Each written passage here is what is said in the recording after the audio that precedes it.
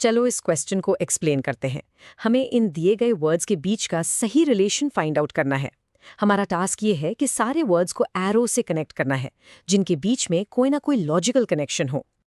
अभी ऑब्जर्व करो, ये सारे वर्ड्स एक जम्बल्ड पजल जैसे लग रहे हैं। चलो इस पजल को सॉल्व करने का प्रोसेस स्टार्ट करते हैं। इन्हें आपस में आखिर कैसे कनेक्ट करें? इसके लिए सबसे पहले इनका मतलब आइडेंटिफाई करना होगा। ऐसे क्वेश्चंस में सबसे पहला काम है इनको सॉर्ट करना। एक कॉलम में हमने सारे ऑब्जेक्ट्स और मटेरियल्स लिस्ट कर दिए हैं और दूसरे में उनकी प्रॉपर्टीज। इस स्ट्रक्चर से हम आराम से आइडेंटिफाई कर सकते हैं कि कौन सा मटेरियल है और कौन सी उसकी प्रॉपर्टी है। ओके, सबसे आसान कनेक्शन से शुरू करते हैं। हम सब रोज ऑब्जर्व करते हैं कि ग्लास की मेन प्रॉपर्टी है कि वो ट्रांसपेरेंट होता है। इसीलिए हमारा पहला रिलेशन ग्लास से ट्रांसपेरेंट की तरफ अप्लाई होता है। तो ट्रांसपेरेंट प्रॉपर्टी को एक्सप्लेन करते हैं। ये वो मटेरियल्स हैं जो लाइट को पूरी तरह से पास होने देते हैं। इसका कॉज ये है कि इनका स्ट्रक्चर लाइट की एनर्जी को रोकता नहीं है। रिजल्ट ये होता है कि हम उनके आर पार साफ साफ ऑब्जर्व कर सकते हैं, जैसे इसका एग्जाम्पल है विंडो ग्लास। अब ट्रांसपेरेंट का बिल्कुल उल्टा इफेक्ट ऑब्जर्व करते हैं। वुड इसका एक परफेक्ट एग्जाम्पल है, जो कि ओपेक होता है। इसका मतलब है ये लाइट को पास नहीं होने देता। तो हमारा अगला रिलेशन बनता है वुड से ओपेक तक। ओपेक प्रॉपर्टी का रीजन सिंपल है।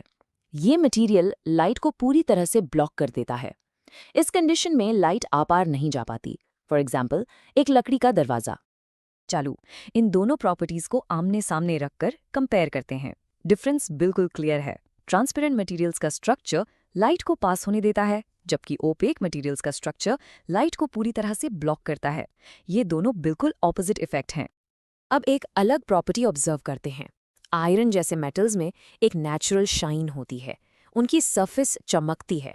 इसी खास प्रॉपर्टी को हम लस्ट्रस कहते हैं। तो लस्ट्रस प्रॉपर्टी का मतलब है मटेरियल की नेचुरल शाइन।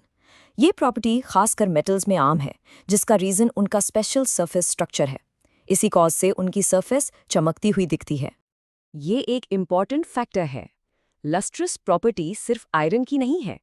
कॉपर भी एक लस्ट्रस मेटल है। आपने ऑब्जर्व किया होगा कि कॉपर के तार भी शाइन करते हैं। इसका मतलब एक ही प्रॉपर्टी का रिलेशन एक से ज़्यादा मटेरियल से हो सकता है।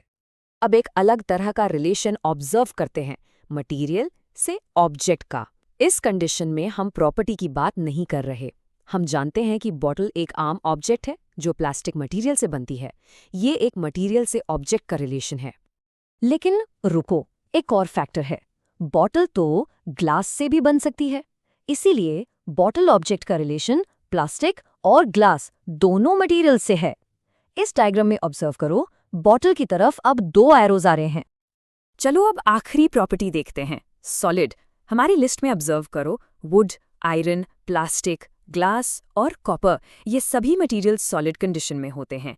इस रीजन से सॉलिड प्रॉपर्टी का रिलेशन इन सभी मटेरियल्स से है। सॉलिड स्टेट वो कंडीशन है जिसमें मटेरियल का शेप और वॉल्यूम फिक्स्ड रहता है। इसमें आसानी से चेंज नहीं होता। इसका कॉज है इसका पार्टिकल स्ट्रक्चर। सॉलिड्स के पार्टिकल्स इतने पास होते हैं और उनके बीच का फोर्स इतना ज़्यादा होता है कि वो आराम से मोशन नहीं कर पाते।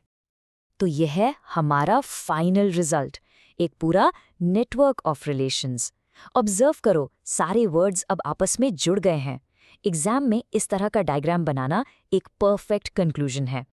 वी होप आपको वीडियो अच्छा लगा होगा और क्वेश्चन से रिलेटेड कंसेप्ट्स क्रिस्टल क्लियर हो गए होंगे। Will see you in next video. Till then, tata bye bye.